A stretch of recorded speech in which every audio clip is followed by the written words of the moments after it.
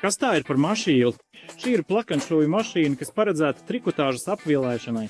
Tas nav overlocks, tā ir plakanšūju mašīna. Saucas Rubina 4564. Varat apskatīties mūsu vietnē, varat droši pasūtīt. Tiešām ļoti laba mašīna. Jā, mums ir diegu statīts. Lūk, tas ir izjaukts. Vajadzēs, lūk, šitāds salikt un uzstādīt mašīnai. Kas mums vēl ir? Mums ir ātruma regulators, pedālis, zviedriski sauc.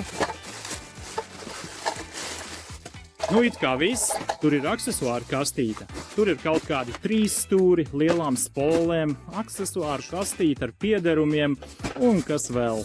Un pati mašīna.